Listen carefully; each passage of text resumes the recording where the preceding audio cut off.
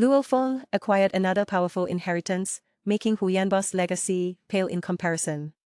Luo Feng didn't receive such inheritances often, but each one profoundly transformed his life. Previously, on Earth, he obtained Huyan's legacy, which granted him the qualifications to step into the universe. By the time he received his second inheritance from a powerful being, Luo Feng had already become a universe master and had even resurrected Huyan. This inheritance came from a top-tier powerhouse, known as Feng, one of the 10 world masters of the universe. In the original story, Luo Feng ventured to obtain the treasure left by Feng in the universe sea. He piloted the tomb boat through the inner domain of the universe boat, enduring nearly 900 years of hardships and dangers, until he finally reached a mysterious azure, secret chamber space. His goal was not only to find Feng's treasure, but also to capture powerful individuals from the Purple Moon Holy Land along the way. However, the powerful beings from the Purple Moon Holy Land were extremely cautious, and Luo Feng did not encounter any of them during his journey. With the help of the tomb boat, Luo Feng successfully avoided numerous dangers and even discovered several supreme treasures at various treasure sites.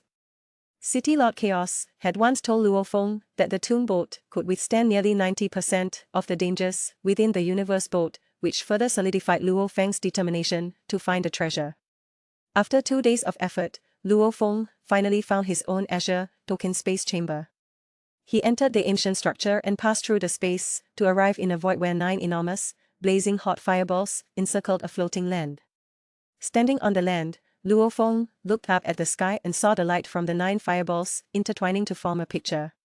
Although the text on the picture was unfamiliar to Luo Feng, each character contained waves of information. Feng was a special life form who became immortal through the law of water. He cultivated to become one of the strongest in the universe and created a new supreme technique, water and fire origin. Feng believed that the laws of water and fire were not simply 2 laws, but were connected to the origin of life itself.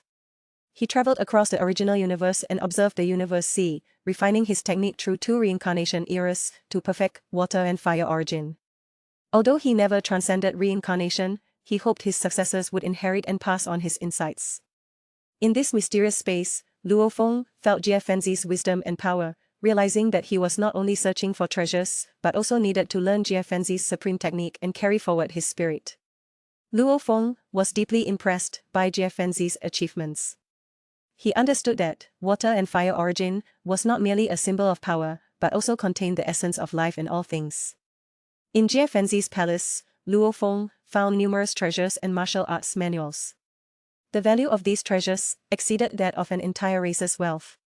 Feng's treasure trove contained 32 peak palace-type supreme treasures and 91 ordinary peak supreme treasures, along with other precious materials and items. Luo Feng was astonished by the quantity of these treasures. He decided to use these treasures to repair his 6-path wings and began studying water and fire origin. This martial art was not only profound, but also held immense potential.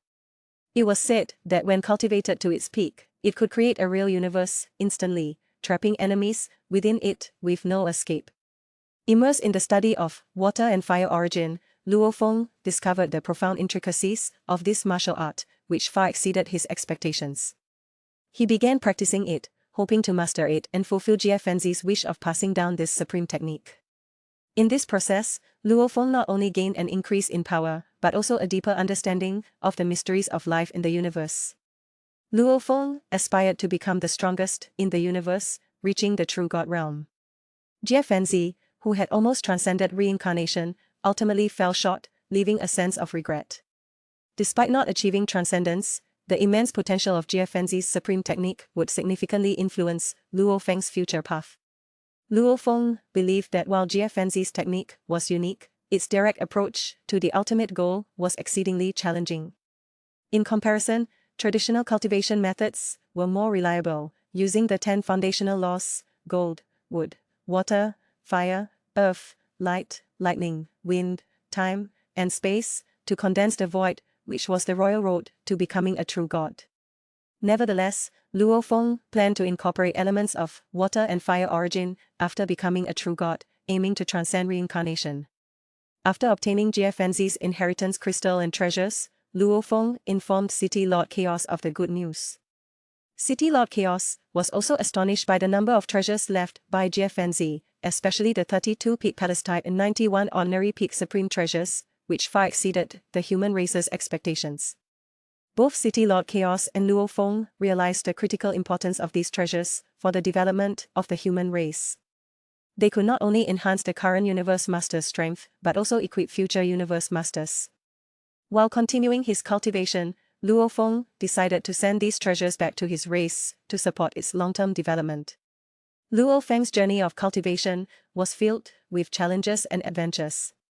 He explored the Tilted Peak Realm, Universe Boat, and Flowing Mountain, 3 great dangerous lands, piloting the Toon Boat. In these mysterious places, Luo Feng not only honed his abilities but also gained valuable experience. He understood that his primary goal was cultivation, not pointless adventures, and he remained cautious throughout his explorations. As time passed, Luo Feng spent thousands, tens of thousands, and even hundreds of thousands of years in cultivation. During this lengthy period, he continued to grow, gradually approaching his goal. He returned to the original universe and sent numerous supreme treasures back to his race. With such an abundance of treasures, Luo Feng naturally selected a few for himself to perfect the weapons and armor of his 4 godly bodies. However, he recognized that, as an individual, he could only use so much. Most of the treasures were still given to the race, as Luo Feng believed that the original ancestor and the founder of the Giant Axe also contributed similarly to their race. Luo Feng continued his cultivation journey, constantly pursuing higher realms. In the blink of an eye, Luo Feng, the Lord of the Milky Way, had been drifting for 600,000 years aboard a small, white jade-like boat. During these long years, he had become a revered figure in the 3 great perilous lands. One day, on Flowing Mountain, one of the 3 perilous lands, 3 Universe Masters were anxiously waiting for a supreme treasure to emerge. They were a red-robbed lifeform, a black wrinkle-skinned, 2-faced, 4-armed being, and a 3rd Universe Master. Each had deployed a domain-type supreme treasure, attempting to cover the surrounding area, but none could cover the entire region or predict when the treasure would appear. Suddenly, the previously violent water flow began to move rhythmically, forming a massive water spout. The 3 Universe Masters immediately burned their godly power, preparing to seize the treasure. However, a small, white jade-like boat emerged from the water spout, stunning them. They immediately recognized it as Luo Feng's vessel. The 2-faced, 4-armed being swiftly retreated into his palace-type supreme treasure, trying to escape. The reputation of the Lord of the Milky Way had long spread throughout the 3 perilous lands. In the past 600,000 years, Luo Feng had seized supreme treasures dozens of times, with an efficiency surpassing even the 5 most powerful beings in the universe. Luo Feng's high efficiency in treasure hunting was due to his possession of the Toon Boat, an ancient civilization's relic that could directly penetrate dangerous areas and intercept treasures in advance. His opponents could only wait outside, unable to predict the treasure's whereabouts. When Luo Feng appeared, the 2-faced, 4-armed being tried to escape, but the Lord of the Milky Way used the Star Tower to absorb him. Master Yulan struggled within his palace-type supreme treasure, but ultimately, he was also sucked into the Star Tower. Over these 600,000 years, Luo Feng roamed the 3 perilous lands, occasionally appearing in Flowing Mountain, and always keeping a low profile. Whenever he encountered a Universe Master from the Purple Moon Holy Land, he was ruthless, leaving it uncertain whether he captured or killed them. As a result, some Universe Masters from the Purple Moon Holy Land retreated to their Holy Land universe, while others, unwilling to withdraw, cautiously searched for opportunities. Luo Feng easily pocketed the emerging supreme treasure and apologized to the other 2 Universe Masters, claiming he was just passing by.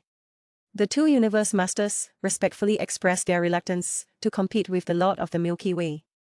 Luo Feng's small boat quickly flew away, transforming into a black vessel and slightly altering its appearance.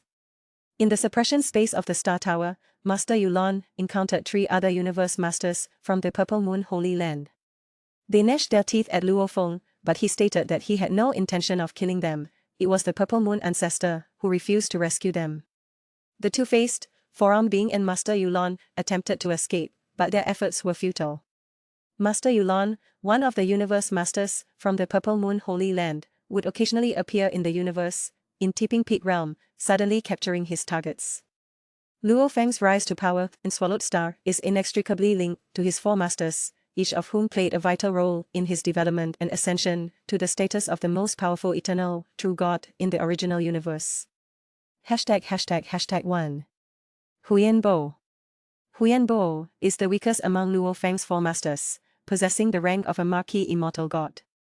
While formidable within a high-level cosmic empire, he is not considered a true powerhouse in the broader universe. Despite his limited strength, Huyan Bo held nothing back from Luo Feng, perhaps driven by the tragic fate of his previous chosen heirs, all of whom had perished. Consequently, Huyan Bo left all his inheritance, including the resources for training in the Mo Xing secret method and considerable wealth, to Luo Feng, whom he had never met. For Luo Feng, these resources were critical stepping stones, enabling him to break free from Earth's confines and comprehend the universe's vastness. ###2 True Yan King. True Yan King, although also an immortal god, was a peerless genius of his time, invincible below the rank of a universe venerable. After Luo Feng joined the Virtual Universe Company, True Yan King discovered his talent during the Sky Bridge trials. Under True Yan King's guidance, Luo Feng's strength grew exponentially. To express his gratitude, Luo Feng publicly acknowledged True Yan King as his master before 1,000 cultivators. Pleased with such a talented disciple, True Yan King devoted great effort to Luo Feng's training. Notably, during Luo Feng's comprehension at the World Master level, True Yan King spent an enormous sum of 8.06 billion points to exchange for 107 sets of secret techniques, which filled a massive cargo box. Luo Feng was initially overwhelmed by the sheer volume, but after thoroughly understanding these techniques, his strength advanced significantly, enabling him to pass the 13th level of the Sky Breach and earning him the reputation of a genius unparalleled in millennia. ###3 Chaos City Lord. Chaos City Lord's power far surpasses that of True Yan King and Huyan Bo. As the disciple of the original ancestor, the first and most powerful human universe Lord, Chaos City Lord is the strongest among the original ancestor's disciples, holding the rank of a fifth-tier peak universe master. As the second most powerful figure in the human race, he discovered Luo Feng's talent after Luo Feng passed the 13th level of the Sky Bridge. Initially, he accepted Luo Feng as a nominal disciple. However, 800 years later, when Luo Feng achieved the rank of an immortal god, Chaos City Lord officially took him as a personal disciple. With Luo Feng's remarkable talent, Chaos City Lord grew increasingly fond of him, bestowing upon him invaluable treasures like the Yu Xiang and the Killing Wu Wing. With Chaos City Lord's favor and the assistance of these treasures, Luo Feng quickly ascended in the universe. ###4 Suoshan Ku. Suoshan Ku's level is far beyond what the powerhouses of the original universe can compare to. His true identity is the King of Jin in the Origin continent. At his peak, Suoshan Ku possessed the strength of a god king, but was later harmed by the three kings of the Food Nation. Seeking revenge and a return to the Origin continent, Suoshan Ku began to nurture young talents in the original universe.